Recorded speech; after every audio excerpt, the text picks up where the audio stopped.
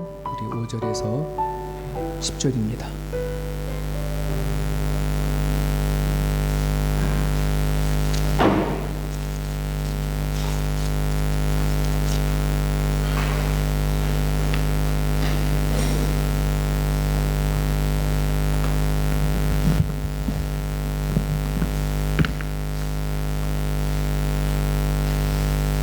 우리 5절에서 10절까지 보겠습니다.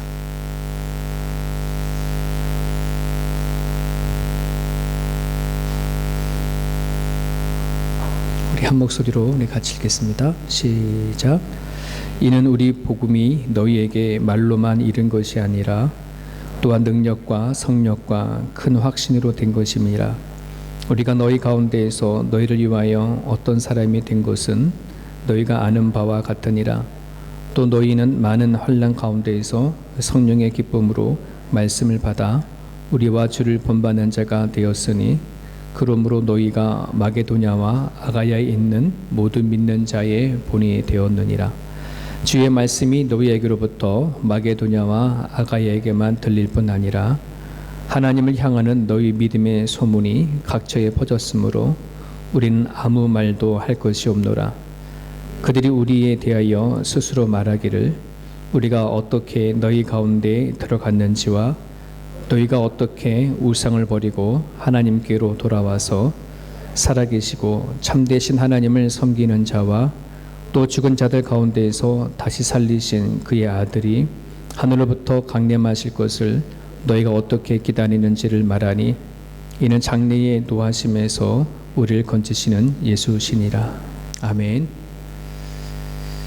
우리 말씀을 전하기 위해서 영상 하나 잠깐 보겠습니다. 첼로나 바이올린도 만들어 온 거고, 이거는 뭐죠? 플룻인가요? 색소폰인가요? 동전으로 만들고 13키로 만들고 그 다음에 병따개로도 붙였어요. 자세히 보게 되면 남미 파라과이의 쓰레기 매립지 카테우라라고 하는 지역에 있었던 이야기고 지금도 계속 진행형 속에 있습니다. 그 지역에는 부모님들이 마약과 알코올 중독자로서 인생을 거의 다 포기하고 살던 사람들이 거기에서 쓸만한 물건을 주워다가 파는 걸 가지고 생계를 유지하는 그런 동네거든요. 근데 거기에서 자라는 이제 아이들, 초등학생, 중학생들, 얘네들도 학교를 못 가는 거죠. 못 가고 미립지에 가가지고서는 부모님과 함께 쓰레기를 주워서 파는 일들이 그들이 살아가는 인생이었습니다. 그런 가운데 그 마을에 교회가 하나가 있는데 그 교회의 지휘자, 아까 말씀드린 파피오 차베스라고 하는 이 지휘자가 교사들과 함께 이 쓰레기를 통해 가지고 악기를 만들기 시작을 한 거예요. 그러니까는 악기가 워낙 또 고가이고 하다 보니까 버려진 것을 가지고 다 주워다가 악기를 만들기 시작을 했고, 그 악기를 만든 걸 가지고 이제 학생들에게 주면서 교회에서 가르치기 시작을 했어요. 가르치기 시작해서 어느 정도의 이게 소리가 나오는 거예요. 그러면서 그 아이들이 모여지는 그걸 오케스트라, 트래쉬라고, 지금은 이제 다른 이제 랜드필이라고 하는 이름으로 좀 하고 있는데, 처음에 만든 오케스트라는 쓰레기 오케스트라로 이렇게 해가지고서는 지역 곳곳에 다니면서 순회를 공연을 하고 있습니다. 많은 사람들의 마음을 울리고 감동을 주는 일을 지금 하고 있죠. 아이들이 전혀 꿈을 갖고 있지 못하고 살아가다가 그 작은 쓰레기로 만든 악기 하나를 가지고 꿈을 키워가고 있습니다. 최근에는 교황청까지 가서 이렇게 연주를 했다라고 하더라고요. 저 아이 중에 한 아이가 이제 연주를 하고 나서 인터뷰를 했는데, 인터뷰 때 그렇게 얘기를 했습니다. 세상은 우리에게 쓰레기를 주었는데 우리는 그 쓰레기를 음악으로 되돌려 주었습니다. 참 멋진 말이죠. 저는 이 말이 우리 그리스도의 삶의 본질이라고 생각이 되어집니다. 우리는 하나님을 알지 못하고 살아갔던 존재, 물론 내 자신 생각했을 때 나는 좀 거창한 사람이고 나는 참 좋은 사람이 할지 모르지만 난 괜찮은 사람이야. 그러나 하나님이 우리를 받았을 때는 쓰레기와 같은 그런 존재밖에 되지가 않았어요. 하나님 앞에 우리는 그랬단 말이죠. 근데 예수 그리스도를 통해서 우리가 구원을 받았고 우리가 정말 존귀한 존재를 거듭나여졌어요. 예수님의 손에, 거장의 손에서 빚어지니까 쓸모없는 존재에도 가치 있는 존재가 되지 않았나 생각이 되어집니다. 마치 쓰레기가 좋은 소리를 내는 악기로 인해서 사람을 변화시켜 가듯이 저는 여러분들이나 하나님 앞에 그렇게 부름을 받은 존재인 것을 여러분들이 기억을 했으면 좋겠습니다. 오늘 이 본문은 바울이 데살로니가 교회 지역에다가 보내는 편지인데요. 이 데살로니가 교회는 어떤 교회냐면은 바울이 데살로니가 교회 지역에 가가지고서는 3주 동안 복음을 전한 지역이었어요. 그러니까 데살로니가 지역은 약간 시드니 같이 약간 그런 곳이었어요. 한국과 가까운 그런 곳이었고, 그리고 경제력이나 또 문화적이나 여러의 수많은 철학과 사상이 뒤섞여서 아주 활발하게 돌아가게 진행되어졌던 그런 곳. 많은 사람들이 열심히 돈을 벌어서 잘 먹고 잘 살자라고 했던 생각들이 팽배하게 있었던 그런 곳이죠. 놀 것도 많고 즐길 것도 많고 수많은 우상과 사상과 철학이 가득했던 곳이 데살로니가 지역이거든요. 근데 그 지역에 바울이 가가지고 3주만 복음을 전했는데 그 3주 동안 전했던 그 복음이 거기 지역 사람들에게 들어가서 교회를 세우게 되었어요. 교회가 세워지고 그 교회 안에 변화가 일어나기 시작을 한 거죠. 참 놀라운 일이 일어난 겁니다. 데살로니가의 교회가. 그래서 이 바울은 5절에 보면은 그렇게 표현합니다. 이는 우리의 복음이 너에게 말로만 이른 것이 아니라 말로만 그 소리로만 전달되어진 것이 아니라 능력과 성령과 큰 확신으로 이루어진 거다. 성령의 능력으로, 성령의 기쁨으로, 너희들의 믿음의 확신으로 이렇게 이루어진다는 것을 기쁨으로 이렇게 얘기를 하는 거예요. 저 세움교회가 그랬으면 좋겠다는 생각이 들어요. 말로만 듣는 복음이 아닌 우리 삶 가운데 진정한 능력과 역사가 일어나서 진정한 변화가 이루어지는 그런 세움교회가 되어지기를 소망합니다. 근데 이런 변화가 어떻게 일어날 수 있을까? 말씀으로 하나님을 만났기 때문에 그렇습니다. 나는 죽고 예수로 사는 세움교회가 오늘 공식적으로 창립하는 그런 날입니다. 저는 이 날이 형식적이지 않았으면 좋겠습니다. 그냥 표면적이지 않았으면 좋겠고, 우리는 무조건 이전에 둘의 교회를 섬기고 나와서 세움교회를 우리가 시작하지만 이름만 바뀌어지는 그런 교회가 아니기를 바랍니다. 아마 이것이 우리들이 모두의 마음이 아닌가 생각이 되어집니다. 진정한 변화는 형식이 아닌 내용이니까. 우리가 진정한 변화는 뭐 시스템이 아니고 위치가 아니고 정말 우리 한 사람 한 사람들이 변화되어져 가는 내 삶의 내용이 우리를 변화시키는 것이 아닌가 생각이 되어집니다. 그런 의미에서 우리의 속심령이 바뀌어질 수 있기를 원합니다. 우리들의 생각과 인격과 우리의 삶이 정말 복음으로 인해서 달라질 수 있는 것. 데살로니가 지역의 이 교회가 정말 복음이 들어가지 않을 것 같았던 그 지역에 복음이 들어감으로 인해서 이제는 자기의 멋대로 자기의 마음대로 자기의 기준대로 살았던 그 삶의 방식이 변화되어져 가고 바꿔져 가는 것을 통해서 오늘 우리에게 전달되어지는 메시지처럼 저는 여러분들이나 형식적인 그런 창립이 아닌 내 속심령이 변화되어져서 내 자신이 변하고 가정이 달라져가고 교회가 변화되어져 가는 그런 수용기가 되어지를 우리가 모두가 다 꿈꿨으면 좋겠습니다. 어떻게 하면 그게 가능할까요?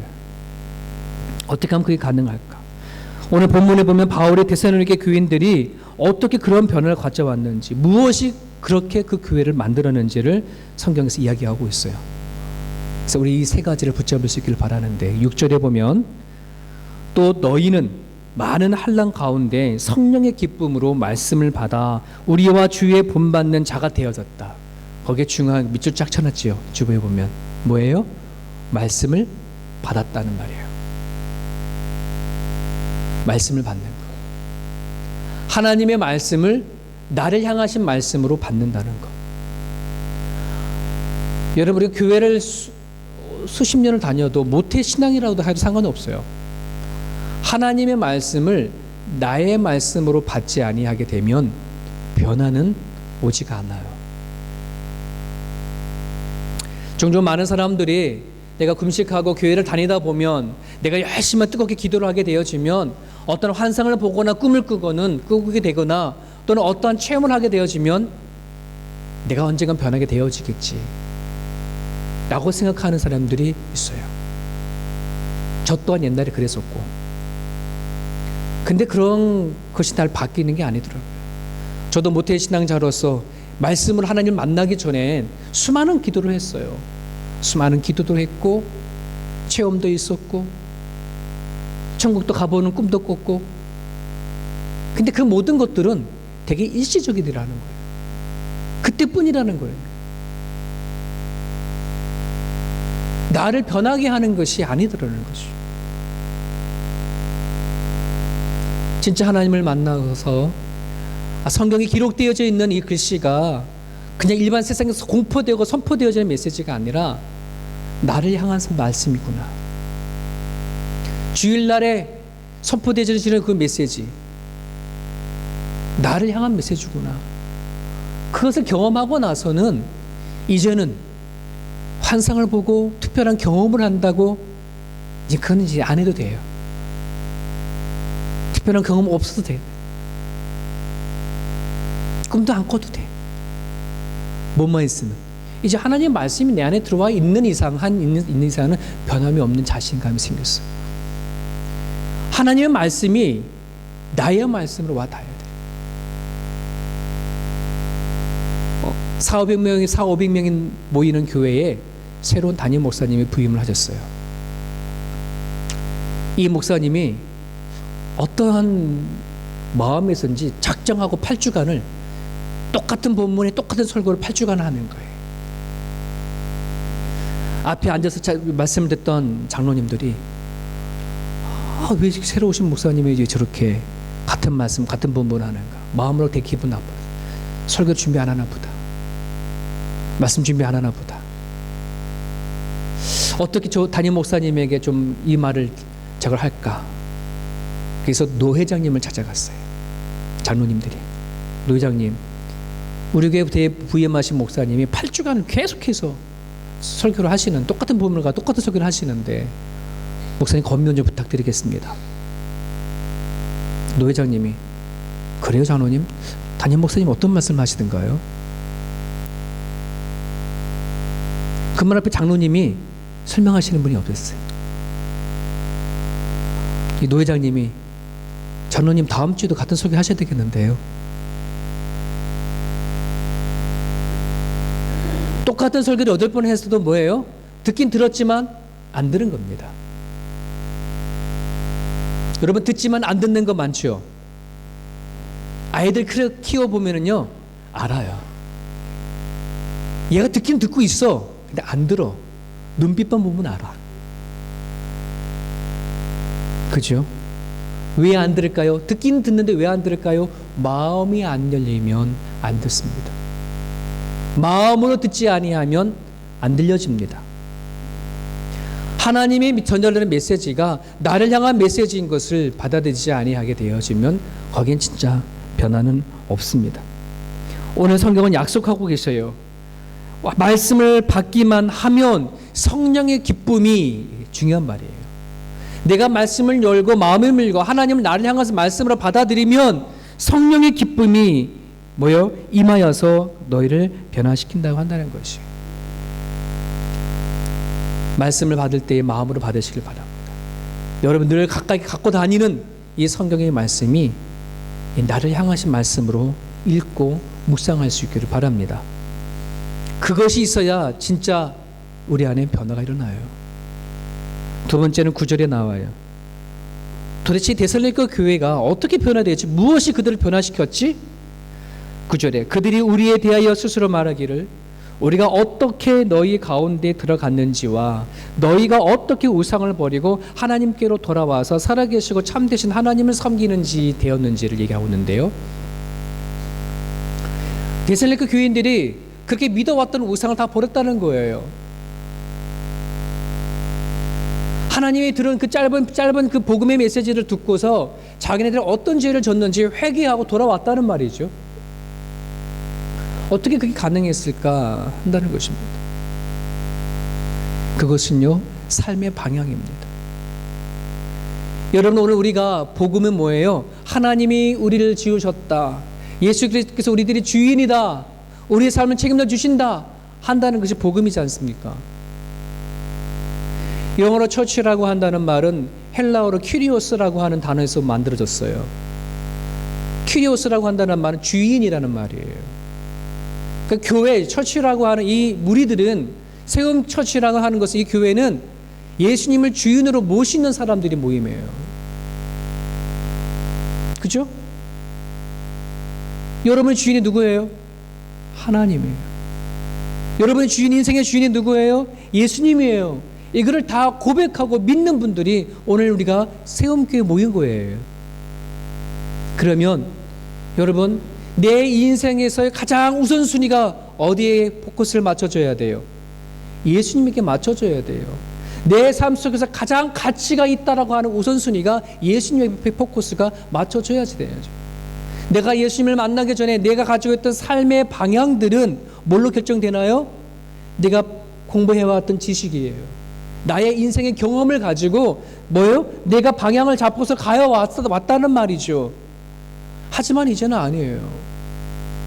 주인이신 예수님이 내 삶 속에 들어왔기 때문에 예수님 앞에 내 모든 가치 기준과 삶의 우선순위와 삶의 목표와 보람과 의미가 어디한테 맡겨져야 되는 거예요? 예수님 앞에 맞춰줘야 한다는 것이에요. 삶의 방향이 틀어줘야 한다는 거예요. 이것이 뭐라고요? 변화가 오는 거예요. 왜 변화가 되지 않을까? 나는 교회에서 예배도 드리는데, 나는 기도하는데, 나는 말씀 가운데 잠깐 믿고 있는데 왜 내 삶에 변화가 일어나지 않지? 아직 내 삶의 방향이 안 틀어진 거예요. 가치 기준이 서 있지 않은 거예요. 내가 살아간 삶의 목표와 의미와 그 보람이 예수님께 두지 있지 않다는 것이죠. 사랑하는 여러분, 우리는 신앙생활을 해나가면서요, 많은 분들이 나를 회개하고 내가 제가 어떤 죄 있는지를 고백하는 거 참 잘하세요. 또 그렇게 또 하신 분들도 많아요. 근데 과연 그것이 나를 변화시킬까요? 제 인생을 더듬어 봤었을 때에 저도 모태 신앙자로서 어렸을 때부터 교회 나가서 기도도 하고 회개 기도도 하고 그렇게 지내왔어요. 어렸을 때부터 새벽 예배 가서 예배도 드리고. 근데 내가 생각할 때 내 삶을 안 바뀌더라는 거죠. 왜 안 바뀔까? 나는 회개하고 내 죄 가운데 돌아서가고 내가 우상을 섬겼던 곳을 버려져 버리면 될 줄 알았는데 하나가 빠진 거예요. 이런 거죠. 내가 내 지식과 내가 갖고 있는 경험으로 이 길에 가 있는 길이야 라고 갔어요. 그런데 아니더라. 그럼 내가 주인 되어서 갔다는 방향인데 예수가 주인이 되어준 거라면 방향을 틀었어요. 이 길이 아닌 줄 알고 내가 이제 돌아섰습니다. 문제는 이게 여기 멈춰버린 거예요. 여기까지 다 하시는 거예요. 근데 뭐가 어떻게 돼야 되는 거예요? 가야 되는 거잖아요. 예수님을 섬기는 거가 없는 거예요. 하나님 앞에 나아가는 게 없는 거예요. 다 멈춰 있는 사람들이 많아요. 회개하고 멈춰 있어요. 하나님께 우리에게 요구하시는 것은 회개했다면 이제는 하나님을 추구하고 나아가기를 원하는 거예요. 하나님 앞으로 나아가기 원하는 거예요. 예수님을 찾기를 원하는 거예요. 구하기를 원하는 거예요. 예수님께 두드리기를 원하는 거예요. 그죠? 여러분, 쓰레기 매립지에서 그 아이들이 선생님들이 애써서 만들어서 악기를 갖다 줬단 말이죠. 아이들이 자기가 자존심 상해서 아니 좋은 악기도 아니고 쓰레기를 만든 악기를 가지고 우리 연주하라는 겁니까? 이런 자세로 나왔다 그러면 그죠? 아마 거기엔 진정한 변화가 없을 거예요.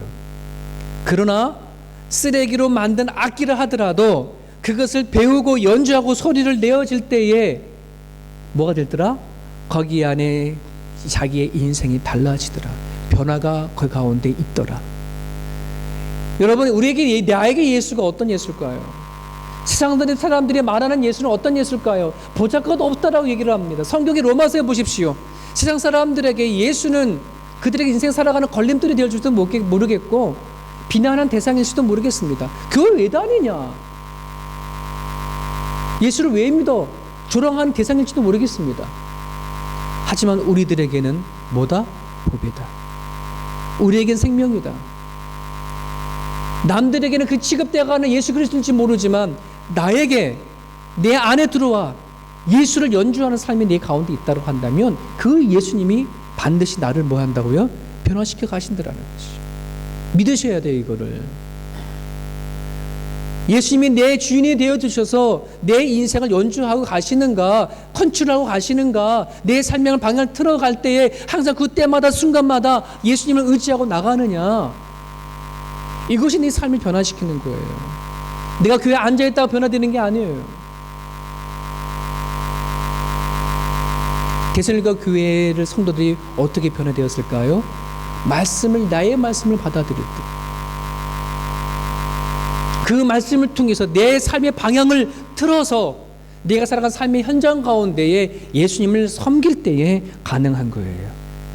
사랑하는 우리 세움 성도 여러분, 여러분의 살아간 삶의 인생 가운데 예수님과 함께 걸어가시고 예수님 안에서 여러분의 인생을, 삶을 정말 연주할 수 있기를 바랍니다.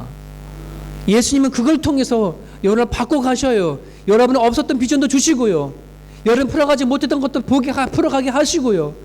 그런 하나님이 믿고 살아가야지 내 살아가는데 생동감이 넘치고 믿고 나아가지. 우리 너무나 예수님을 믿고 하나님을 믿는데 왜 내 안에 있는 하나님 그렇게 약한지, 내 안에 있는 예수님은 왜 이렇게 힘이 없는지, 내 안에 있는 예수님은 왜 이렇게 모든 살아갈 때에 아무 역할도 해주지 못하는지, 그런 분들 계시는가요? 연주하셔야 합니다. 여러분의 인생을 예수님의 이름을 부르고 연주해 가시는 거예요. 마지막 하나는 10절에 기록되어 있습니다. 우리의 생각과 인격과 삶을 변화시키게 하는 것이 10절에 기록되어 있습니다. 10절에 보게 되어지면 또 죽은 자들 가운데서 다시 살리신 그의 아들이 하늘로부터 강림하실 것, 뭘까요? 부활신앙이에요. 부활신앙이에요. 이 땅에 오셔서 승천하신 그 예수님이 언젠가 다시 부활하셔서 하늘로 올라가셨다가 다시 강림하실 것을 믿는 그 믿음, 부활에 대한 소망이에요. 그게 또 뭘까요?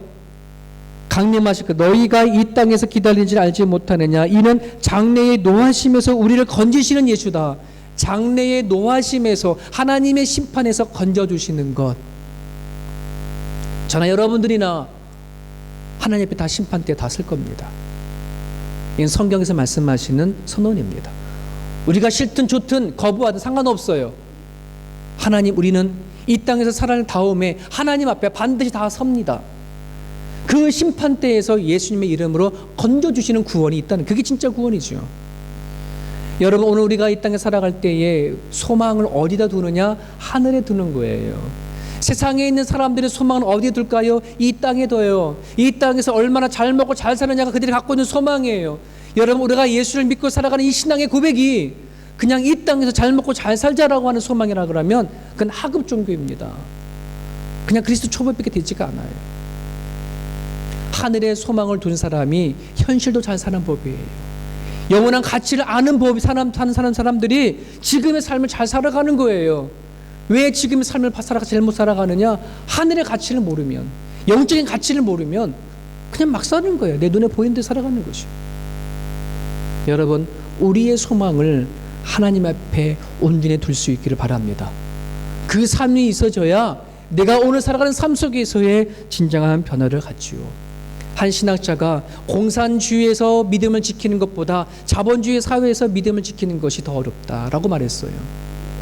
정말 그렇습니다. 여러분, 우리가 살아갈 때에 이 호주가 얼마나 살기 좋은 나라입니까? 무엇이 부족한 나라입니까? 근데 공산주의보다 더 우리의 믿음 지키기 어렵다는 것이죠. 말씀을 정리합니다. 오늘 우리들은 나는 죽고 예수로 사는 세움교회를 출발하고자 합니다. 모두가 다 우리 교회가 성장하고 부흥되어지기를 원하는 마음이 있을 겁니다. 빈자리가 더 저 사람들을 가득 차기를 원하는 마음도 있을 겁니다. 그러나 그것은 부흥이 아닙니다. 진정한 부흥은 누누이 말씀드렸지만 여러분 한 사람이 오늘 이 자리에 와서 등록하셔서 세움교회에 등록한 여러분 한 사람 한 사람들이 내 생각이, 내 인격이, 내 삶이 하나님 앞에 변화되어져 갈 수 있다면 그게 부흥입니다. 그게 성장입니다.